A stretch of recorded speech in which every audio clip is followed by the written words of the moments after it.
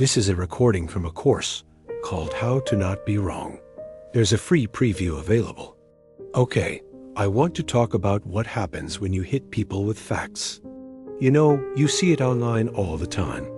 Facts don't care about feelings. Feelings are irrelevant here. Facts matter. That's it. End of story. But is that actually what happens?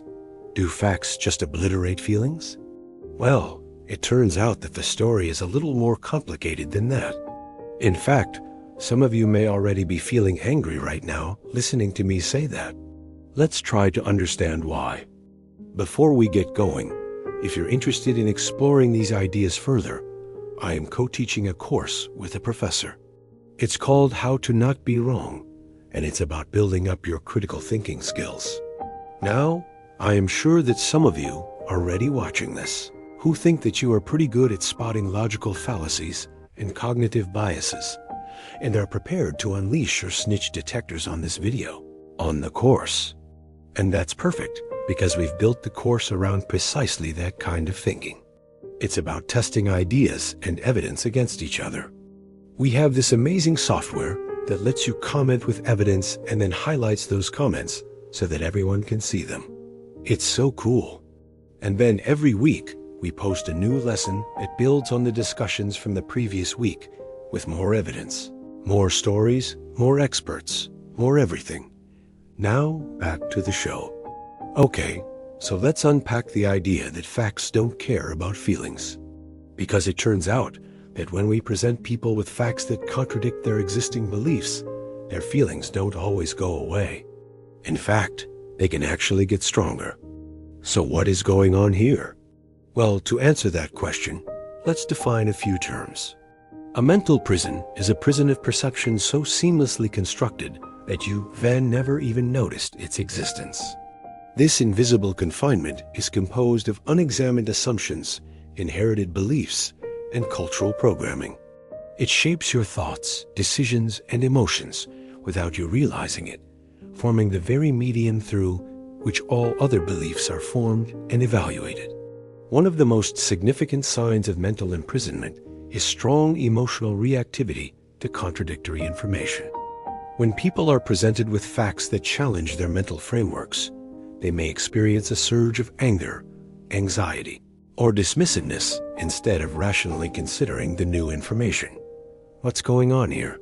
Why do people react so emotionally to facts that conflict with their beliefs?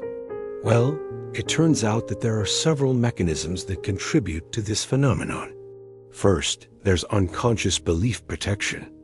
Psychologist Daniel Gilbert describes this as a process where strong emotional reactions indicate that unconscious belief protection mechanisms have engaged. Your brain is instinctively defending your existing beliefs, which are fundamental to your perceived reality. For example, let's say you believe that mental imprisonment doesn't exist, and then you hear arguments from people who insist that it does. Your brain might not like that. It might trigger a surge of emotions, because deep down it knows that if what these people are saying were true, it would completely change how you see the world. And your brain doesn't want that to happen, because that would mean changing your whole reality. Second, there's cognitive dissonance. This is a term coined by Leon Festinger in 1957. Cognitive dissonance is the mental discomfort we experience when we hold contradictory beliefs or when our actions contradict our beliefs. Think about it.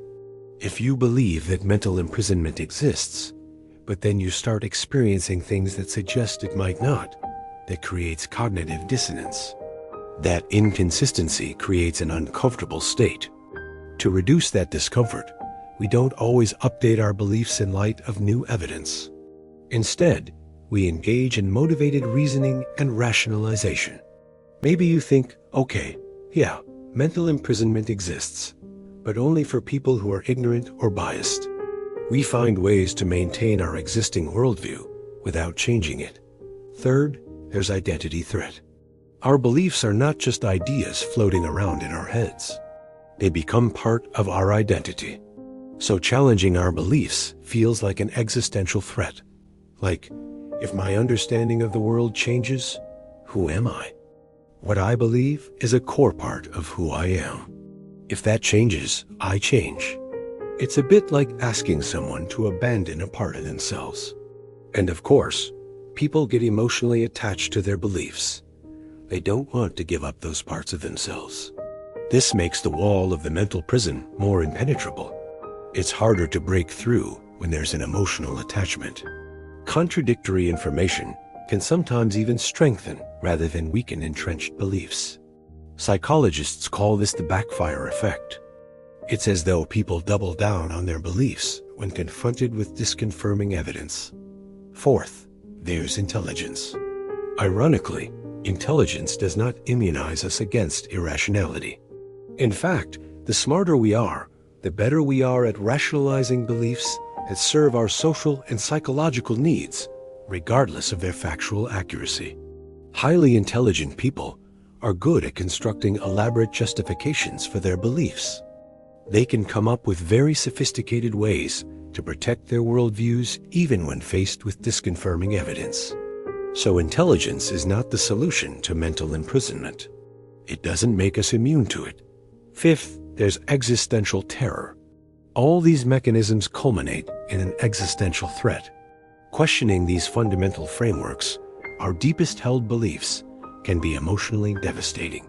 At a neurological level, it can feel like death because our sense of self is constructed from the very beliefs and perceptual patterns that constitute our prison. This visceral fear keeps most people safely within their mental confines. They unconsciously avoid questions that might lead to this dissolution. In essence, what we're dealing with here is an invisible architecture of emotional reactivity that has been rendered invisible by our collective acceptance of it. This architecture is maintained by two main wardens. First, there's cognitive momentum. The human brain resists changing established neural pathways. It takes less energy to stick with what you know than to explore the unknown. This inertia keeps many of us confined to our mental prisons. Second, there's emotional attachments. People get attached to their beliefs, and changing those beliefs feels like losing a part of yourself. The comfort and familiarity of a well-worn worldview, even if it's inaccurate, makes it hard to break free. So given all this, what can we do? How can we escape these mental prisons? How can we make our thinking less biased? Well, the first step is recognizing the emotional reactivity to contradictory information. Being aware of your own feelings when faced with challenging ideas is crucial. Understanding the psychology behind this reactivity helps you take a step back and observe your emotions without immediately reacting to them. Then you can start to deconstruct the mechanisms that maintain your mental prison. Challenge your assumptions, question your beliefs, and be open to new perspectives. Cultivate epistemic humility, be aware of your biases, and practice cognitive flexibility. Be willing to change your mind when faced with compelling evidence. Most importantly, make it a habit to regularly challenge your own thinking. This will help you avoid getting stuck in echo chambers and filter bubbles that reinforce your existing beliefs. It's a continuous process that requires patience and self-awareness, but it's essential for personal growth and the pursuit of truth. This video is part of a series called Mental Models.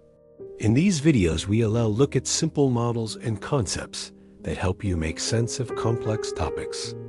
Other videos in this series include 10 mental models for thinking better and the psychology of thinking in groups.